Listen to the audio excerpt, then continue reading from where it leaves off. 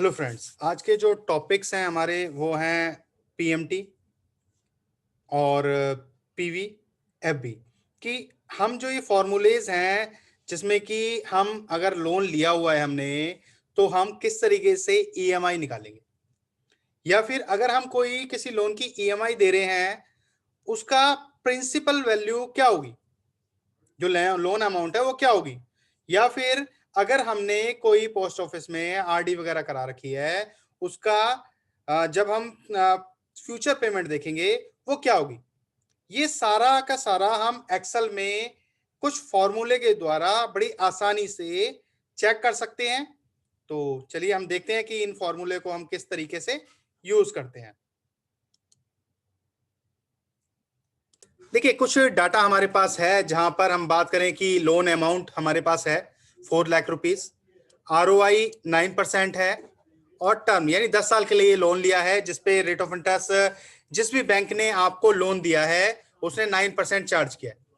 अब बात आती है कि ठीक है 9% चार्ज किया है, 4 लाख अमाउंट आ रही है और 10 साल के लिए लिया गया है, तो हर मंथ आपको कितनी इंस्टॉलमेंट देनी है। ठीक है, यानी ये जो इंस्टॉलमेंट होगी वो मंथली वाइज होगी। ठीक है, ये लो मंथली वाइज होगी, तो मंथली आपने कितनी इंस्टॉलमेंट देनी है।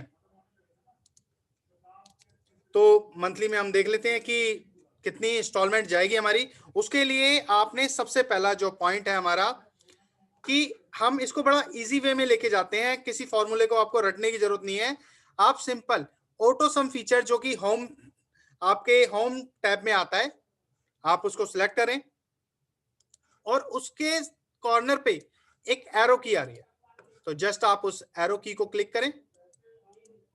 क्लिक करने के बाद मोर फंक्शंस, आपने मोर फंक्शंस को क्लिक किया। मोर फंक्शंस को क्लिक करने के बाद देखिए यहां पर तो मेरा पीएमटी आ रहा है, बट अगर आपका पीएमटी नहीं आता तो आप इस पोर्शन पे पीएमटी लिखकर और गो पर क्लिक कर दें, जिससे कि आपका पीएमटी का ऑप्शन इस सेक्शन में आ जाएगा। तो सिंपल, अभी तो मेरे पास पीएमटी आ रहा है तो मैं जस्ट इसको सिलेक्ट कर लेता हूं, देन ओके किया। अब ओके करने के बाद आपके पास फंक्शन आर्गुमेंट का ऑप्शन आ जाता है जिसके अंदर आपने पर्टिकुलर चीजें डालनी है। तो सबसे पहला आ रहा है आपका रेट, आप रेट वाली सेल पर जाकर सिलेक्ट करें जो कि आपको ROI है, रेट ऑफ इंटरेस्ट, उस पर सिलेक्ट करें। बट जो ROI है हमने 9% दिया है, ये पर एनम है, तो पर एनम को आपको कन्वर्ट करना है मंथली में। तो यहां पर आपने जस्ट सिंपल सा फॉर्मूला है कि जो आपने 9% यानी B4 सेल सिलेक्ट की है उसको डिवाइड कर दें 12 से। तो जस्ट मैं डिवाइड कर रहा हूं 12 से। वहीं पर फिर आता है एनपीआर। एनपीआर का होता है नंबर ऑफ पीरियड्स, जो कि हमारे 10 साल हैं, इसको भी हमें मंथली में करना है, तो मल्टीप्लाई कर दें 12 से। देन पीवी जो हमारी लोन अमाउंट है, ठीक है, इसे प्रेजेंट वैल्यू भी बोलते हैं, उसको जस्ट सिलेक्ट करें और ओके कर दें। ओके करते ही जैसे ही आपने ओके किया आपके सामने एक वैल्यू आ जाएगी। ठीक है, ये एक वैल्यू आ गई। अब ये वैल्यू आने के बाद फॉर्मूला अगर आप चेक करें तो आपको फॉर्मूला यहां पर दिखाई देगा। ठीक है, इस वैल्यू में माइनस का निशान आ रहा है, तो आप फॉर्मूला बार में पीएमटी जो लिखा हुआ है जस्ट उसके पीछे क्लिक करके माइनस का निशान लगा दें और एंटर कर दें। एंटर करते ही आप देखेंगे कि आपकी एग्जैक्ट वैल्यू आ चुकी है, यानी अगर आपने 4 लाख रुपए लिए तो आपको 5,067 रुपए हर महीने पे करना पड़ेगा। तो ये था आपका पीएमटी का निकालने का तरीका, या फिर आप बोल सकते हो कि इंस्टॉलमेंट निकालना या फिर ईएमआई निकालना। ठीक है, या पेमेंट मोड किस तरीके से जा रहा है आपका, वो सारा आप पीएमटी फॉर्मूले के थ्रू निकाल सकते हैं। तो ये था फर्स्ट। दूसरा है हमारा कि अगर मान लो यही अमाउंट जो हमारी एग्जैक्ट अमाउंट है, ये वाली हमने अभी यहां पर इस अमाउंट को अगर हम कहीं और इन्वेस्ट करते हैं तो किस तरीके से या कितनी अमाउंट हमारी कलेक्ट होगी, फ्यूचर वैल्यू कितनी होगी। चलिए देखते हैं इस डाटा को थोड़ा सा और तो हमारे पास अगेन एक और डाटा है जिसमें कहा गया है कि रेट ऑफ इंटरेस्ट तो 9 है, दूसरा कहा गया है कि जो टर्म है वो 10 साल है। ठीक है, और हर महीने आप 5,067 रुपए जमा कर रहे हो। कहां पर कर रहे हो? पोस्ट ऑफिस के अंदर। ठीक है, आपने एक स्कीम ले रखी है, आरडी स्कीम। तो आप एक्सेल के अंदर ऐसा कौन सा फॉर्मूला ऐड करोगे जिसके द्वारा आप इसकी जो फ्यूचर वैल्यू है, यानी जो आप मंथली अमाउंट कर रहे हो, 10 साल बाद कितना हो जाएगा? तो चलिए वो देखते हैं कि कौन सा फॉर्मूला हम यूज करेंगे। इसके लिए भी मैं बहुत आसान फीचर बताऊंगा, आपको कोई फॉर्मूला रटने की जरूरत नहीं है। सिंपल, अगेन आप इसके अंदर भी ऑटो सम फीचर्स को ही यूज करें। आपने जस्ट क्लिक किया ऑटो सम फीचर्स पे, मोर फंक्शंस। मोर फंक्शंस को क्लिक करने के बाद अगर आप चेक कर रहे हैं अपने सिलेक्शन ऑफ फंक्शन पे, तो यहां पर फ्यूचर वैल्यू का कोई भी फॉर्मूला नहीं है। तो मैं कई बार आपको बता चुका हूं, अगर कोई फॉर्मूला नहीं आता तो search for a function option को आप यूज कर लें। तो जस्ट मैं क्लिक कर लेता हूं और यहां पर डाल देता हूं जो भी मेरा फंक्शंस जो मुझे फाइंड आउट करना है। तो अगर मुझे फ्यूचर वैल्यू देनी है तो मैं सिंपल एफ वी, यानी फ्यूचर वैल्यू का शॉर्टकट डाल देता हूं एफ बी और गो कर देता हूं। ठीक है, गो करने के बाद आप देख सकते हैं मेरी ब्लू लाइन में एफ बी का जो फंक्शन है वो आ चुका है। ओके करता हूं। ओके करने के बाद फिर से फंक्शन आर्गुमेंट मेरे पास आ चुका है जिसमें रेट आपको मेंशन करना है। तो रेट 9% है। इसको मंथली में अगर हम कन्वर्ट करें तो क्या कर सकते हैं? तो इसके लिए मंथली में कन्वर्ट करने के लिए आपको पता है कि आप डिवाइड कर दें। दूसरी चीज है नंबर ऑफ पीरियड्स जो कि 10 ईयर्स हैं, इसको अगर मंथली में कन्वर्ट करना है तो मल्टीप्लाई कर दें 12 से। अब पीएमटी यानी जो भी पैसा आप मंथली डिपॉजिट कर रहे हैं उसको पीएमटी के अंदर सिलेक्ट कर दें। तो B7 सेल है हमारी, मैंने इसको सिलेक्ट किया, देन ओके। तो ओके करने के बाद अभी ये हैश हैश आ रखा है क्योंकि एक अमाउंट काफी बड़ी है, तो यहां से थोड़ा सा सेल को इंक्रीज कर दें ताकि ये प्रॉपरली अमाउंट आ जाए। और जब प्रॉपरली अमाउंट आ गई है वो माइनस में है, तो यहां पर आप देख सकते हैं फॉर्मूला बार में आप जाकर सिर्फ एफ बी के आगे एक माइनस का निशान लगा दें। तो मैं माइनस का निशान लगा देता हूं, देन एंटर। अब आप ये बता सकते हैं कि अगर मैं हर मंथ 5,067 रुपए या 5,067 रुपीज हर मंथ जमा करूं तो जो मेरी अमाउंट होगी वो ये होगी, यानी 9,80,536 रुपीज मैं डिपॉजिट कर पाऊंगा 10 ईयर्स के अंदर। तो ये भी बड़ा आसान तरीके से हमने निकाला। अब इसके बाद हम नेक्स्ट ऑप्शन देखते हैं कि अगर हमें कोई इंस्टॉलमेंट पता है, कोई लोन अमाउंट है जिसकी ईएमआई हमें पता है और उस ईएमआई को देखते हुए हमें लोन अमाउंट का पता करना है, तो हम किस तरीके से करेंगे? तो वो भी चेक कर लेते हैं। तो उसके लिए भी डाटा देख लेते हैं। तो आपके सामने फिर से एक डाटा है जहां पर आरओआई दे रखी है हमारी 9%, टर्म 10 ईयर्स है अगेन, और इंस्टॉलमेंट जो हम पे कर रहे हैं वो 5,067 रुपीज कर रहे हैं। अब हमें पता करना है कि यार इतना पैसा हम 10 साल तक पे करेंगे, तो एक्चुअल में हमारी जो लोन अमाउंट है, लोन हमें कितना सैंक्शन किया गया है बैंक के द्वारा। ठीक है, तो बैंक के द्वारा कितना सैंक्शन किया गया उसके लिए भी हम देखते हैं कि कौन सा फॉर्मूला यूज करेंगे और किस तरीके से हम उसको निकालते हैं। तो इसके लिए हमें अगेन वही पोर्शन यूज करना पड़ेगा जिसको हम मोस्ट प्रॉब्ली यूज कर रहे थे, ऑटो सम वाला। इसी फंक्शन के एरो की पर आप क्लिक करेंगे। अगेन आपने क्लिक किया, मोर फंक्शंस पे आए, और मोर फंक्शंस पे आने के बाद अगेन जो आपका सर्च बटन है, कई बार मैं बता चुका हूं कि अगर आपको कोई फॉर्मूला सर्च करना है तो सर्च फंक्शन पर आकर आप क्लिक करें। तो मैं यहां क्लिक कर लेता हूं और इन सारी डिटेल्स को हटा देता हूं, और यहां पर मैं लिखता हूं पीवी यानी प्रेजेंट वैल्यू। मुझे क्या पता करना है? Present value. तो जैसे ही मैं गो करूंगा तो आप देख सकते हैं कि ब्लू लाइन में मेरी पीवी आ चुकी है सिलेक्शन ऑफ फंक्शन के अंदर। सिंपल ओके किया। ओके करने के बाद पीवी में अगेन वही तरीका है जो हमारा इंस्टॉलमेंट निकालने में था या फिर प्रेजेंट फ्यूचर वैल्यू निकालने के अंदर था। ठीक है, अब हमें लोन की प्रेजेंट वैल्यू निकालनी है, ईएमआई हमें पता है, तो सिंपल रेट आपका 9% है जो कि B4 सेल में है। इसको सिंपल डिवाइड कर देते हैं 12 से क्योंकि मंथली हमारी इंस्टॉलमेंट है।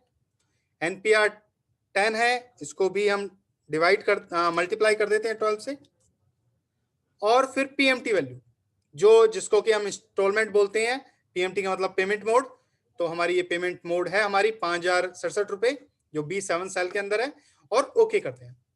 तो ओके करते ही आपके सामने आ जाएगा 3,99,997 रुपीज का आपने लोन लिया हुआ है। क्लियर? तो ये अब जब ये आ चुका है, आपने सिर्फ जस्ट एक माइनस का निशान लगाना है, आपने माइनस लगाया, एंटर किया, तो ये 3,99,000 रुपए आपके सामने आ चुके हैं। तो ये था आपका कि आपको इंस्टॉलमेंट दी गई है और आपने लोन अमाउंट पता करनी है। तो इस तरीके से आप अपने पीवी फॉर्मूले को यूज कर सकते हैं। मान लीजिए जब मैंने ईएमआई निकाली, ठीक है, ईएमआई निकालने के बाद 9% का रेट ऑफ इंटरेस्ट था, ठीक है। अब इस रेट ऑफ इंटरेस्ट को बोला गया कि भैया आपने क्या करना है, इस रेट ऑफ इंटरेस्ट में मुझे 9% नहीं चाहिए, मुझे 8% चाहिए। तो मैं सिंपल यहां पर 8 कर रहा हूं, तो मैंने 8 किया, तो यहां पर लोन अमाउंट ऑटोमेटिकली चेंज होगी, ठीक है। बट आपका क्लाइंट बार्गेनिंग करता है कि नहीं मुझे 7 चाहिए, आप मैं इससे अप्रूवल लेके आ जाऊंगा, मैं इसका लेटर लेके आ जाऊंगा। तो उस सिचुएशन में आप क्या करेंगे?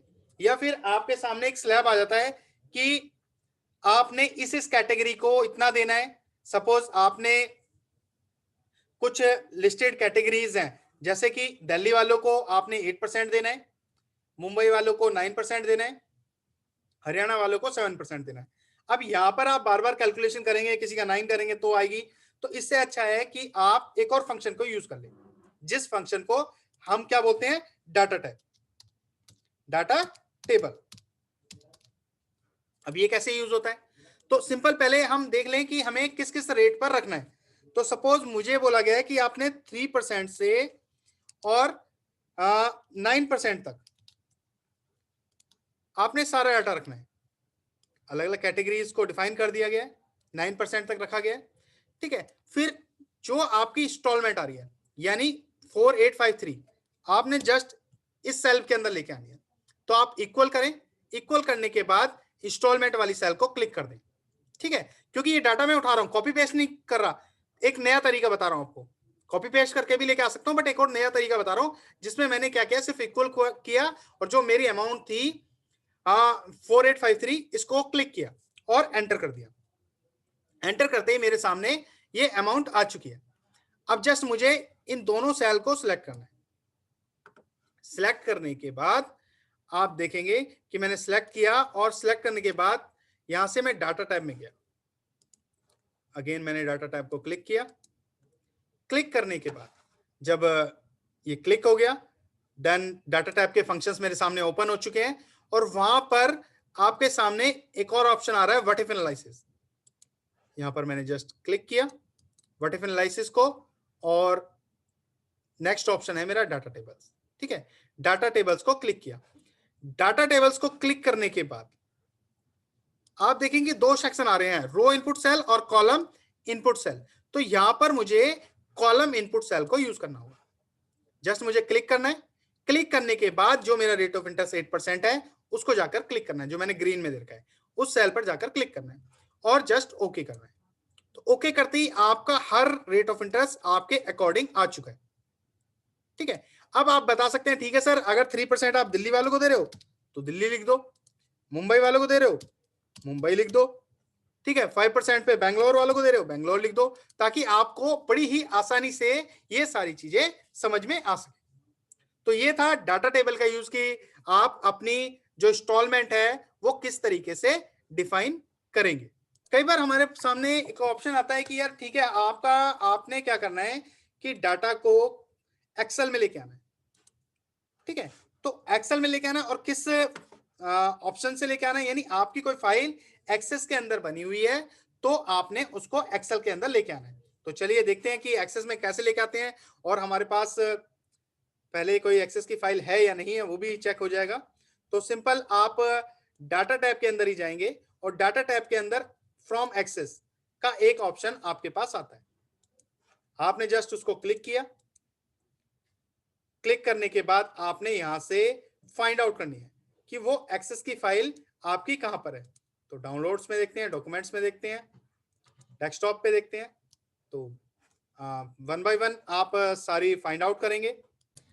तो सिंपल अभी यहाँ पर नहीं है, डेस्कटॉप पर क्लिक करते हैं और डेस्कटॉप पर क्लिक करने के बाद आपके पास ये देखिए डाटाबेस नाम से एक फाइल आ रही है। मैं जस्ट इसको क्लिक करता हूं, क्लिक करने के बाद ओपन करता हूं। ठीक है, ओपन करने के बाद मेरे पास डिफरेंट डिफरेंट ऑप्शंस आ रहे हैं। वो डिफरेंट डिफरेंट ऑप्शंस आप देख सकते हैं कि कौन कौन से हैं। जिसके अंदर मैं बात करूं तो table, pivot table report, pivot chart, only create connection. तो इनमें से सिंपल मुझे अभी टेबल चाहिए, तो मैंने टेबल पर चेक मार्क किया हुआ है और चेक मार्क करने के बाद उसने पूछा कि आप कहां पर चाहते हो। तो ऑलरेडी मैंने एक सेल सेलेक्ट की हुई है, ये वाली, और मुझे सिर्फ ओके करना है। तो मैं जस्ट ओके कर देता हूं। ओके करने के बाद आप देख सकते हैं कि मैंने एक एक्सेस, जो कि एक सॉफ्टवेयर है डाटाबेस का, उससे एक्सेल के अंदर फाइल को इंसर्ट करा लिया, फाइल को मैं लेकर आ गया। ठीक है, तो इस तरीके से आप एक फाइल को बड़ी ही आसानी के साथ लेकर आ सकते हैं एक्सेस टूल को यूज करके। क्लियर। नेक्स्ट आता है कि आपने, चलिए ये तो आपने लेकर आ गए। ठीक है, लेकर आने के बाद फिल्टर का ऑप्शन पहले हटाएं ताकि इजीली दिखाई दे। ठीक है, और ये आपका डाटा पर्टिकुलर तरीके से आ चुका है। इसके बाद काफी जो फेमस टूल है वो है माइक्रो, जो कि एक्सेल के अंदर आता है कि माइक्रो का यूज करना बताइए। तो माइक्रो के लिए मैं एक छोटा सा डाटा बना लेता हूं। 24 एक छोटी सी डिजिट सेलेक्ट किया और देखिए ये मैंने एक डाटा बना लिया। 3 then 6 डिफरेंस डाल रहा हूं और क्लिक किया, सेलेक्ट देन ड्रैग और सेलेक्ट किया, कॉर्नर पे ड्रैगिंग।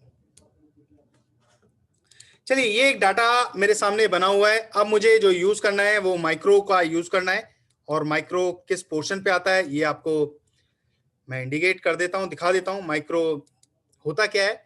माइक्रो मोस्ट प्रोबेबली जो होता है कि इसमें हम किसी भी एक फॉर्मूले को यूज कर रहे हैं, उसके लिए एक बटन बना रहे हैं, एक की असाइन कर रहे हैं, और जब भी मैं उस की को प्रेस करूंगा वो फॉर्मूला ऑटोमेटिकली रन कर जाएगा और मेरे सामने उस रिजल्ट को लेके आ जाएगा, चाहे डाटा कुछ भी हो।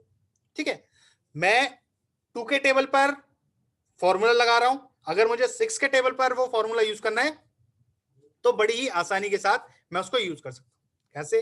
देखिए सिंपल, आपने व्यू में आना है। ठीक है, व्यू मेन्यू बार, तो ये रहा आपका व्यू मेन्यू बार, इसको आपने क्लिक किया।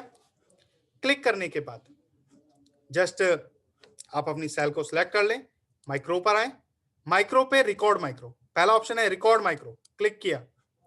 माइक्रो का नाम दे दें, जो भी दे रहे हैं, मैं कोई नाम नहीं दे रहा, और क्यू की प्रेस करें। दूसरी चीज ध्यान रखें कि आपका कैप्स ऑन नहीं होना चाहिए। अगर कैप्स ऑन होगा तो कंट्रोल प्लस शिफ्ट का ऑप्शन जनरेट हो जाएगा, यानी शिफ्ट बीच में आ जाएगा। तो अभी मैंने कंट्रोल प्लस क्यू किया हुआ है, ओके किया मैंने। ओके करने के बाद मैं फॉर्मूला ऐड कर रहा हूं, तो मैंने इक्वल सम ब्रैकेट ऑन किया, मेरी सेल को सिलेक्ट कर लेता हूं, यानी A1 से A10, ब्रैकेट क्लोज किया और देन एंटर। एंटर किया, 110 आ गया, यानी मेरा सम निकल गया। और मैंने एरो की का यूज करके 3 वाली टेबल के जस्ट नीचे अपने कर्सर को छोड़ दिया। कर्सर को छोड़ने के बाद फिर से माइक्रो पर गया और स्टॉप रिकॉर्डिंग।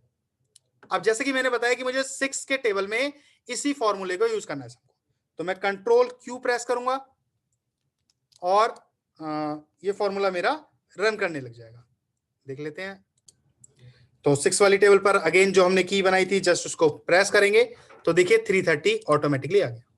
चलिए 4 के टेबल पे हम कर लेते हैं, कंट्रोल के साथ जो आपने की बनाई थी उसको यूज करें, तो यहां पर ऑटोमेटिकली सम का फॉर्मूला आ रहा है।